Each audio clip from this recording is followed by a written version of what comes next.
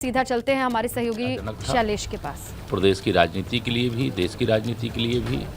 मुलायम सिंह जी एक राजनीति के मजबूत स्तंभ थे और उनका जो राजनीतिक जीवन रहा है वह एक मिसाल कायम करने वाला रहा है। उनका जाना माने जैसे वो समाजवादी पार्टी की राजनीति करते तो मैं समाजवादी राजनीति का एक तरह से कहूँ मैं एक युग का अंत हुआ है और लोगों को उम्मीद थी कि अभी स्वस्थ होकर के नेताजी आएंगे और लोगों को अभी बहुत दिनों तक उनका मार्गदर्शन मिलेगा, लेकिन उनका जाना बेहद दुखद है और मैं व्यक्तिगत तौर से भी, अपनी पार्टी की ओर से भी, सरकार की ओर से भी उनके निधन पर गहरा शोक व्यक्त करता हूँ। उन्हें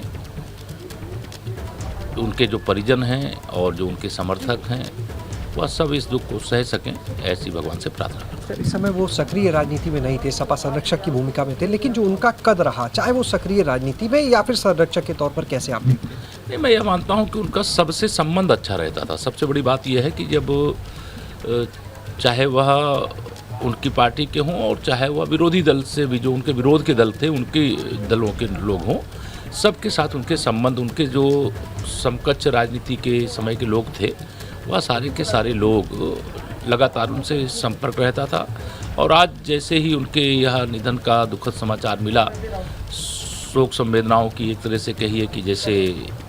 चारों तरफ से बाढ़ आई हुई है, तो यह उनके प्रति जो अच्छा भाव था उसके कारण से है। और निश्चित तौर से नेताजी का विकल्प उत्तर प्रदेश में तो नेताजी ही थे, दूसरा उनका विकल्प नहीं। यानी माने एक युग का अंत इनके साथ। हाँ, निश्चित तौर से एक युग का अंत हुआ है, एक बड़ी क्षति हुई है उत्तर प्रदेश की राजनीति की और हम सब इस पर शोक प्रकट करते हैं। तो यहाँ पर आपने सुना डिप्टी सीएम केशव प्रसाद मौर्य जी को कि किस तरह से उन्होंने व्यक्त किया अपनी भावनाओं को, किस तरह से उन्होंने बताया कि अगर नेताजी के कद की बात की जाए तो उसका कोई मुकाबला नहीं है, चाहे वो सक्रिय राजनीति में रहे हों, चाहे वो सपा संरक्षक की भूमिका में रहे हों, लेकिन निश्चित रूप से उनकी जो भूमिका रही, जिस तरह से उन्होंने काम किया, चाहे वो दूसरे दल के नेता हो, उन सब के साथ में भी अगर बात की जाए तो उनका जो लगाव रहा, जो जुड़ाव रहा वो।